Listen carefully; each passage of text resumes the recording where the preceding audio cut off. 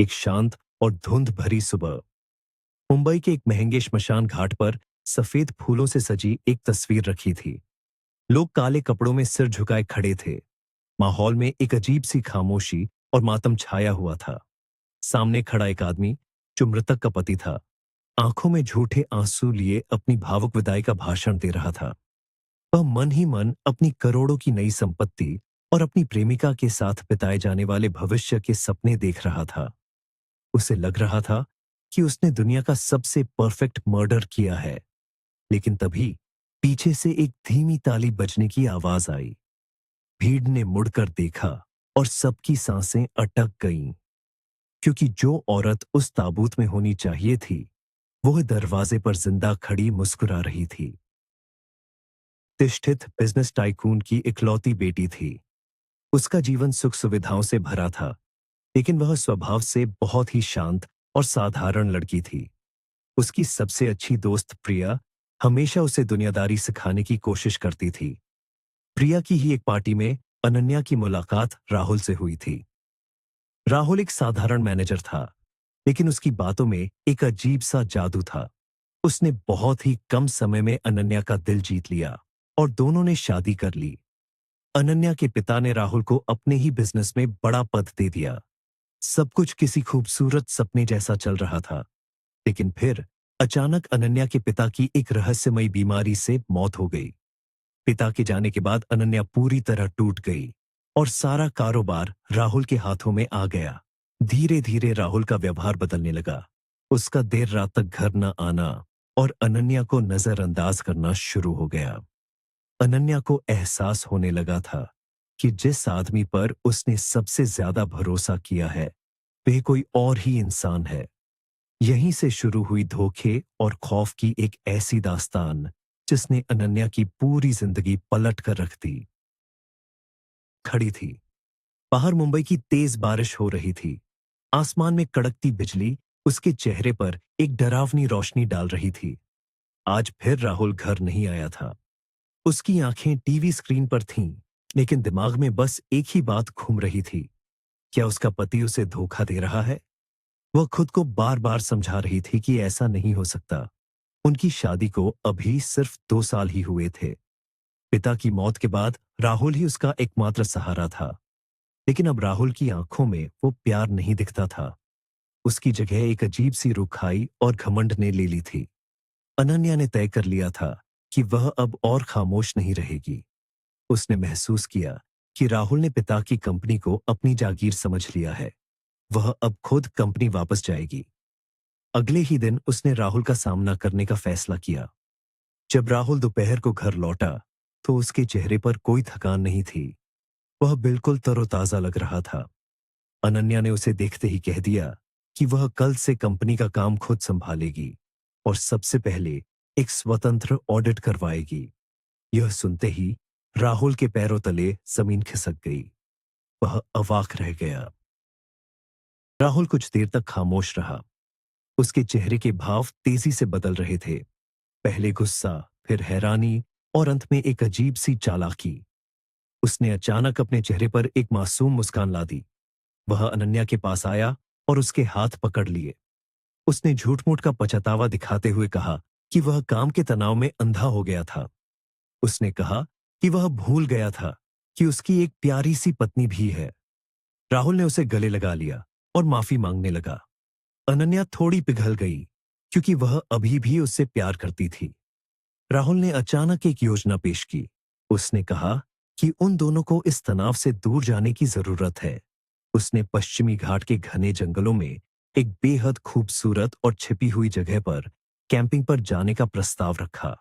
राहुल ने बहुत ही प्यार से कहा कि वह खुद उसके लिए वहां खाना बनाएगा और वे दोनों अपना पुराना प्यार वापस पालेंगे। अनन्या को यह सब बहुत अच्छा लगा। बहुत दिनों बाद उसे लगा कि उसका पति वापस लौट आया है। उसने खुशी खुशी अपनी पैकिंग शुरू कर दी। उसे बिल्कुल अंदाजा नहीं था कि वह अपने मौत के सफर की तैयारी कर रही है।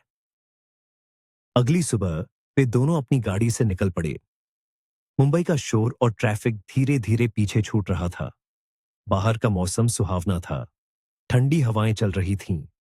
अनन्या गाड़ी की सीट पर आंखें बंद किए आराम कर रही थी। सफर काफी लंबा था। लगभग 7 घंटे की लगातार ड्राइविंग के बाद गाड़ी मुख्य सड़क से उतरकर एक कच्चे और जंगली रास्ते पर मुड़ गई। अनन्या ने आंखें खोली तो देखा कि चारों तरफ विशाल और ऊंचे पेड़ थे। सूरज की रोशनी भी उन पेड़ों को पार नहीं कर पा रही थी। यह जगह बेहद डरावनी लेकिन खूबसूरत लग रही थी। राहुल के चेहरे पर एक अजीब सी गंभीरता थी। उसने बताया कि यह जगह दुनिया की नजरों से बिल्कुल छिपी हुई है। गाड़ी रुकने के बाद राहुल ने तेजी से टेंट लगाया और आग जलाई। पास ही एक छोटी सी झील थी जिसका पानी बिल्कुल काला और गहरा लग रहा था। परिंदों की चहचहाहट के अलावा वहां कोई आवाज नहीं थी। राहुल का व्यवहार अचानक बहुत ज्यादा परवाह करने वाला हो गया था। अनन्या को यह सब किसी फिल्म के सीन जैसा लग रहा था। उसने एक पल के लिए भी नहीं सोचा कि राहुल के दिमाग में क्या चल रहा है। रात का खाना राहुल ने ही बनाया था। उसने कहा कि वह पास के जंगल से कुछ खास जंगली जड़ी बूटियां लाया है जो खाने का स्वाद बढ़ा देती है। उसने अनन्या को बड़े प्यार से वह सूप पिलाया। अगली सुबह जब अनन्या की आंख खुली तो बाहर हल्की धुंध छाई हुई थी। राहुल ने उसे गर्मा गर्म चाय दी। चाय का स्वाद थोड़ा अजीब और कड़वा था, जैसे उसमें सूखी घास मिलाई गई हो। लेकिन अनन्या ने कुछ नहीं कहा और चुपचाप पी लिया। राहुल ने उसे एक पुरानी झील दिखाने के लिए जंगल के और अंदर चलने को कहा। जैसे जैसे वे आगे बढ़ रहे थे, जमीन दलदली होती जा रही थी। पेड़ों के आकार अजीब और डरावने लगने लगे थे। अनन्या को अचानक बेचैनी होने लगी। उसका सिर चकरा रहा था। उसे लगा जैसे सामने के पेड़ दो दो दिखाई दे रहे हैं। उसने राहुल का हाथ पकड़ते हुए कहा कि उसे ठीक नहीं लग रहा है और वे वापस चले। लेकिन राहुल नहीं रुका। उसने एक भयानक मुस्कान के साथ अनन्या की तरफ देखा। उसकी आंखों में कोई दया नहीं थी। अनन्या के पैर लड़खड़ाने लगे और वह वहीं गीली मिट्टी पर गिर पड़ी। उसका शरीर सुन्न पड़ने लगा था। अनन्या जमीन पर पड़ी थी। उसकी आंखों के सामने अंधेरा छा रहा था। राहुल उसके पास आया और नीचे झुका। उसने बहुत ही ठंडी और खौफनाक आवाज में कहा कि अब उसे कोई नहीं बचा सकता। राहुल ने हंसते हुए खुलासा किया कि उसने ही अनन्या के पिता को एक खास जंगली जहर देकर मारा था। उसने बताया कि वह इतने सालों से सिर्फ इस कंपनी और पैसे के लिए नाटक कर रहा था। अनन्या को जब पता चला कि उसके पिता का कातिल उसका अपना पति है, तो उसके दिल पर जैसे किसी ने खंजर घोंप दिया। वह कुछ बोलना चाहती थी, लेकिन उसके होंठ काम नहीं कर रहे थे।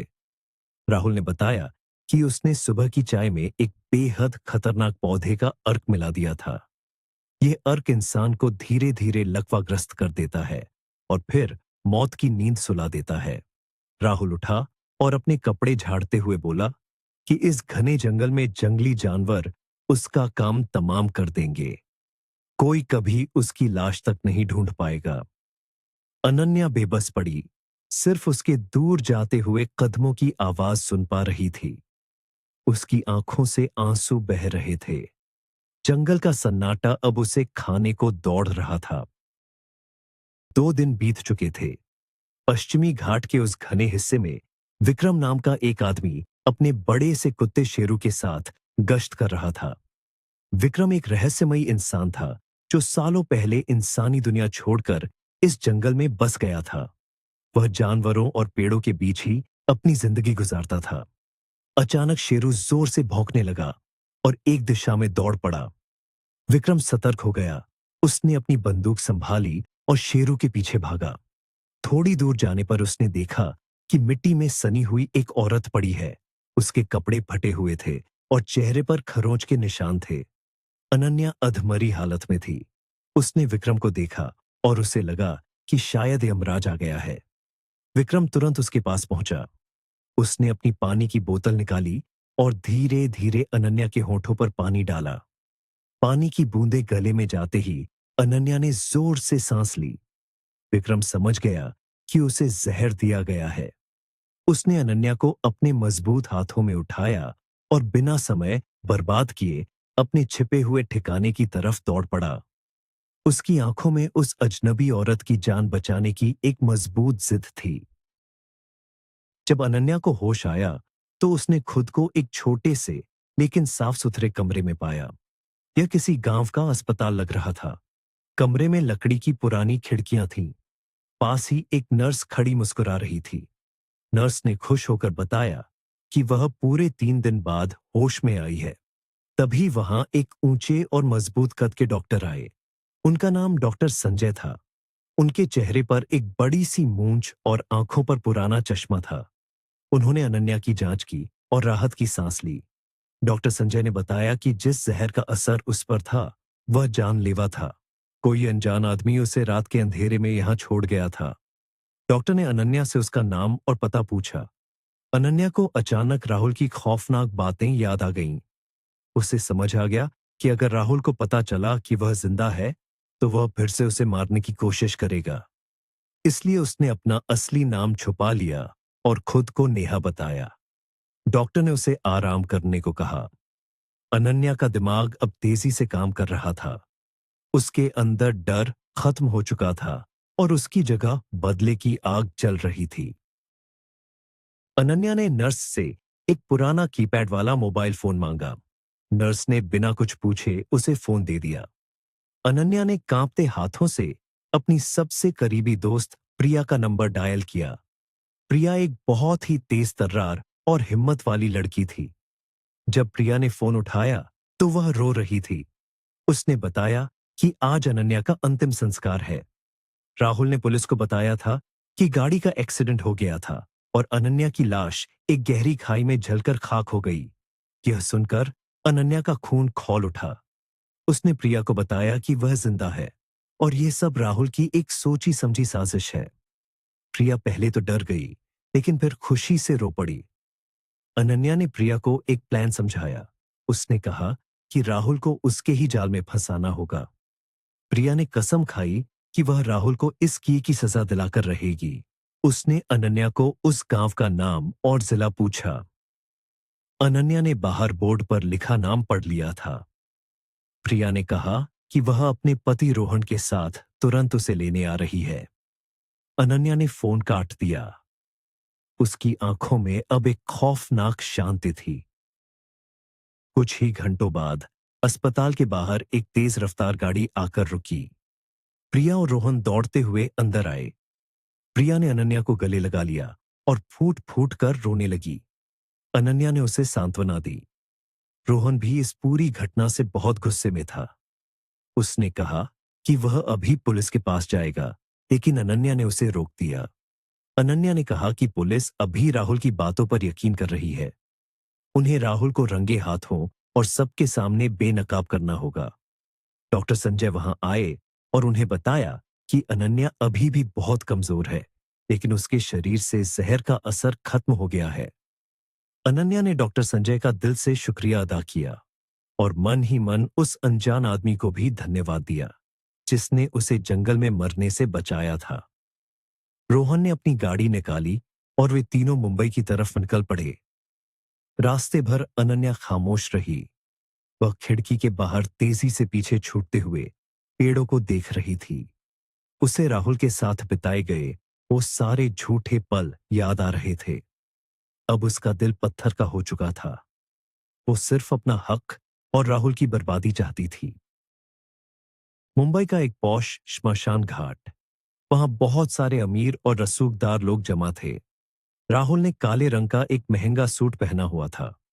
वह अपने चेहरे पर झूठे आंसुओं का नकाब ओढ़े हुए था। वह लोगों से गले मिल रहा था और ऐसा दिखा रहा था जैसे वह दुनिया का सबसे दुखी इंसान है। लेकिन उसकी नजरें बार बार भीड़ में खड़ी एक बेहद खूबसूरत लड़की पर जा रही थीं। वह लड़की नेहा थी, राहुल की सेक्रेटरी और उसकी असली प्रेमिका। राहुल और नेहा ने ही मिलकर ये सारी साजिश रची थी। राहुल जानता था कि जल्द ही उसे अनन्या के करोड़ों की संपत्ति मिल जाएगी। वह मन ही मन सोच रहा था कि अगले ही महीने वह नेहा के साथ पेरिस चला जाएगा। राहुल को स्टेज पर बुलाया गया। उसने माइक पकड़ा और एक रुमाल से अपनी सूखी आंखें पोंछने का नाटक किया। उसने बहुत ही नाटकीय अंदाज में बोलना शुरू किया। कि अनन्या उसके जीवन का उजाला थी और उसके बिना वह कैसे जिएगा। उसके इस झूठे नाटक को देखकर वहां मौजूद कई लोगों की आंखें नम हो गई थीं। राहुल अपनी जीत का जश्न मनाने ही वाला था कि अचानक माहौल पूरी तरह बदल गया। राहुल का भाषण खत्म होते ही श्मशान घाट के गेट से एक धीमी और चुभने वाली ताली बजने की आवाज आई। लोगों ने मुड़कर देखा और सबकी सिट्टी पिट्टी गुम हो गई। दरवाजे पर अनन्या खड़ी थी। उसके बगल में रोहन और कुछ पुलिस वाले थे। अनन्या के चेहरे पर एक ठंडी और खतरनाक मुस्कान थी। राहुल के हाथ से माइक छूटकर नीचे गिर गया। उसके पैरों तले जमीन खिसक गई थी। उसका पूरा शरीर पसीने से भीग गया। नेहा ने जैसे ही अनन्या को जिंदा देखा, वह तुरंत समझ गई कि खेल खत्म हो गया है। उसने चुपके से पीछे से भागने की कोशिश की, लेकिन तभी प्रिया उसके सामने दीवार बनकर खड़ी हो गई। नेहा ने प्रिया को धक्का देना चाहा, लेकिन प्रिया ने एक जोरदार थप्पड़ नेहा के मुंह पर जड़ दिया।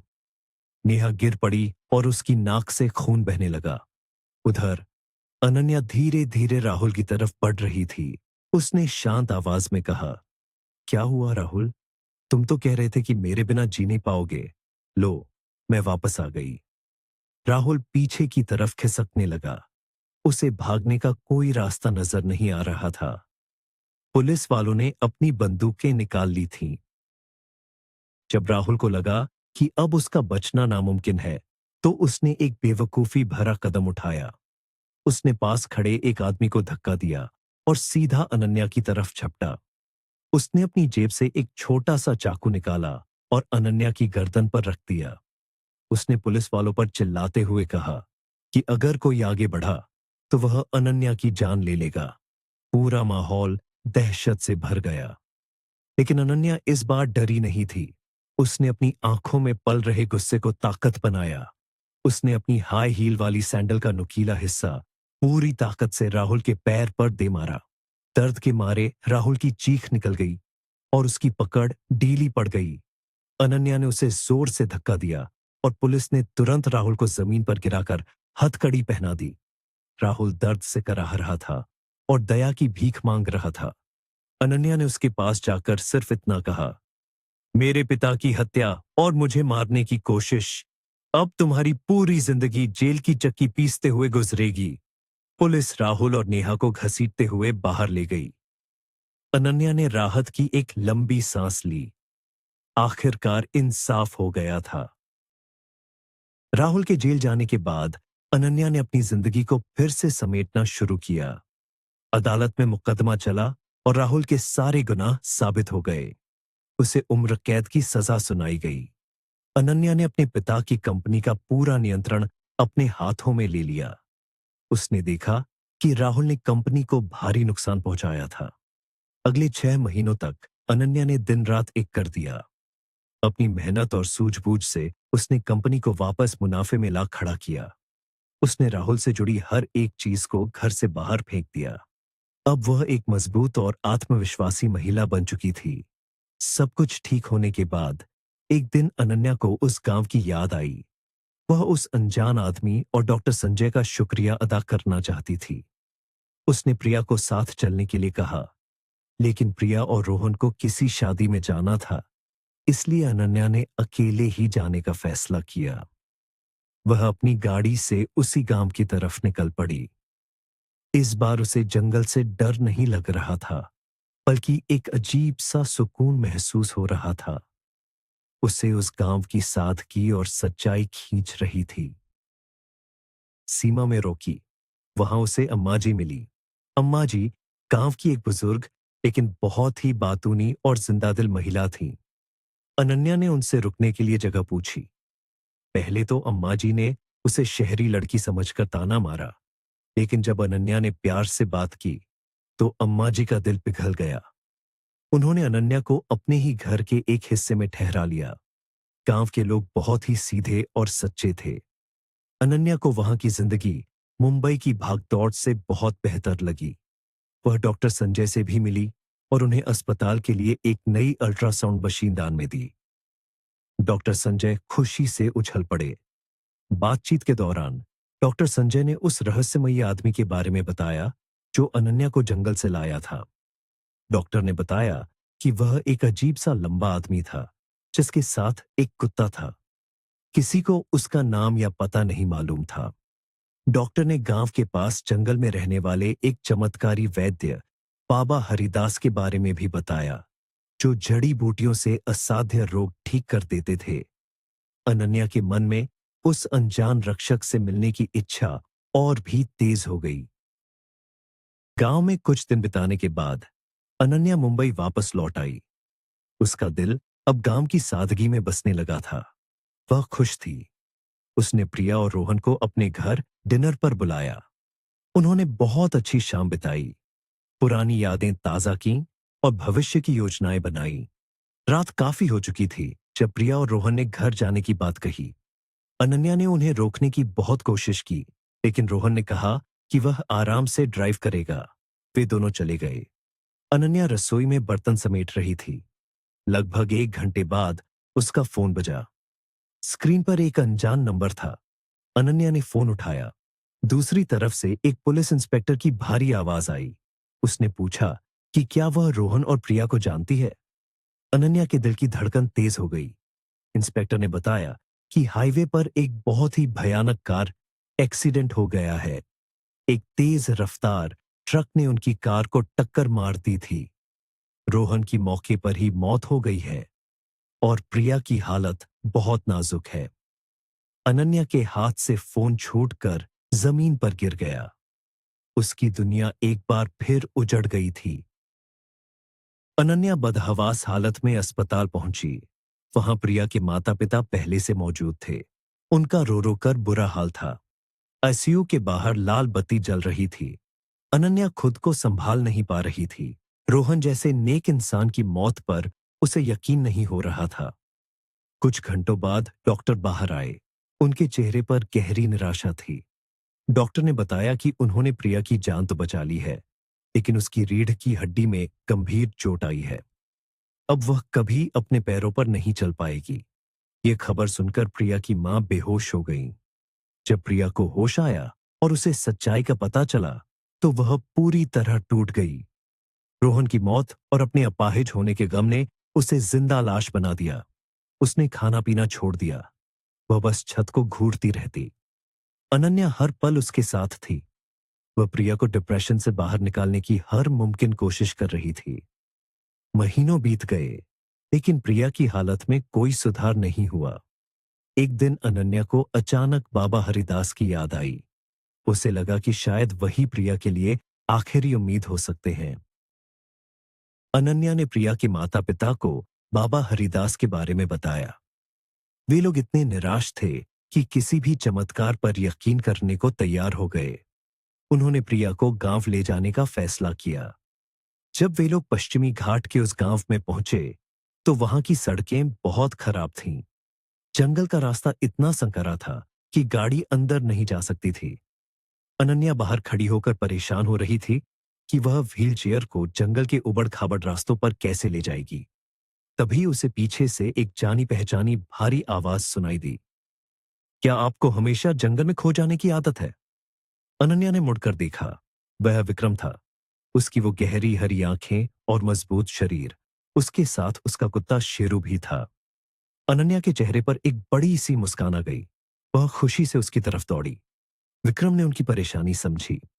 वह बिना कुछ कहे आगे बढ़ा और उसने प्रिया को बहुत ही सावधानी से अपनी पीठ पर उठा लिया। उसका यह निस्वार्थ भाव देखकर प्रिया के माता पिता की आंखों में आंसू आ गए। वे सभी बाबा हरिदास के आश्रम की तरफ जंगल के अंदर पैदल चलने लगे। बाबा हरिदास का आश्रम जंगल के बीचों बीच एक बहुत ही शांत और प्राकृतिक जगह पर था। वहां चारों तरफ औषधीय पौधों की खुशबू आ रही थी। बाबा एक पेड़ के नीचे ध्यान में बैठे थे।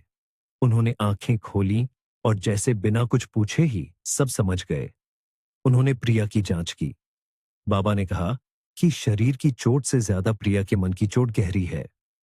उन्होंने शर्त रखी कि प्रिया को 1 महीने तक उनके आश्रम में रहना होगा और उसके माता पिता या अनन्या वहां नहीं रुक सकते। प्रिया पहले तो डरी, लेकिन बाबा की शांत आवाज में एक ऐसा जादू था कि वह मान गई। अनन्या को भारी मन से वापस लौटना पड़ा, लेकिन उसे विक्रम पर भरोसा था कि वह प्रिया का ध्यान रखेगा। अनन्या ने गांव में अम्मा जी के घर रुकने का फैसला किया। अगले कुछ हफ्तों तक अनन्या रोज जंगल के किनारे जाती। कभी कभी विक्रम उससे मिलने वहां आ जाता। उन दोनों के बीच एक अनकहा सा रिश्ता बन रहा था। विक्रम, जो कभी इंसानों से बात नहीं करता था, वह अब अनन्या के साथ घंटों बैठता था। दोनों की जिंदगी में जो खालीपन था, वह अब धीरे धीरे भर रहा था। एक शाम अनन्या और विक्रम झील के किनारे बैठे थे। डूबते सूरज की लालिमा पानी पर चमक रही थी। विक्रम ने पहली बार अपने अतीत के बारे में बात की। उसने बताया कि वह शहर में ही पला बढ़ा था, लेकिन एक कार एक्सीडेंट में उसके माता पिता गंभीर रूप से घायल हो गए थे। सड़क पर कई लोग मौजूद थे, लेकिन किसी ने उनकी मदद नहीं की। सब तमाशा देखते रहे और उसके माता पिता ने तड़प कर दम तोड़ दिया। इस घटना ने विक्रम के मन में इंसानों के प्रति इतनी गहरी नफरत भर दी कि वह सब कुछ छोड़कर इस वीरान जंगल में आ गया। अनन्या उसकी कहानी सुनकर भावुक हो गई। उसने धीरे से अपना हाथ विक्रम के हाथ पर रख दिया। उसने कहा, दुनिया में बुरे लोग हैं विक्रम, लेकिन सब एक जैसे नहीं होते। मुझे देखो, मैंने भी धोखा खाया, लेकिन मैंने जिंदगी से हार नहीं मानी। विक्रम ने अनन्या की आंखों में देखा। उन आंखों में उसे एक सच्ची हमसफर नजर आ रही थी। उस रात बिना कुछ कहे उन दोनों ने एक दूसरे के प्यार को महसूस कर लिया। विक्रम के दिल से इंसानों की नफरत की बर्फ अब पूरी तरह पिघल चुकी थी। एक महीना पूरा होने पर अनन्या और प्रिया के माता पिता आश्रम पहुंचे। जैसे ही वे कुटिया के पास पहुंचे, उनकी आंखें फटी की फटी रह गईं। प्रिया एक लकड़ी की छड़ी के सहारे धीरे धीरे चल रही थी। उसके चेहरे पर जीवन की नई चमक थी। बाबा हरिदास की जड़ी बूटियों और विक्रम की मेहनत ने सचमुच चमत्कार कर दिया था। प्रिया ने अपनी मां को गले लगा लिया और सब फूट फूट कर रोने लगे। अनन्या ने बाबा के पैर छुए। अब वापस लौटने का समय था। अनन्या विक्रम के पास गई। उसका दिल भारी था। उसने विक्रम से पूछा, क्या तुम हमेशा इसी जंगल में रहोगे? विक्रम मुस्कुराया और उसने अनन्या का हाथ पकड़ लिया। उसने कहा, अगर तुम साथ हो तो मैं किसी भी भीड़ में रहने को तैयार हूं। अनन्या की खुशी का ठिकाना नहीं रहा। कुछ महीने बाद मुंबई में एक सादा लेकिन बेहद खूबसूरत विवाह समारोह हुआ। अनन्या और विक्रम हमेशा के लिए एक हो गए। प्रिया ने अपनी छड़ी के सहारे चलकर उन्हें आशीर्वाद दिया। जिंदगी ने उन्हें बहुत दर्द दिया था, लेकिन अंत में सच्चे प्यार और हिम्मत ने हर जख्म भर दिया था।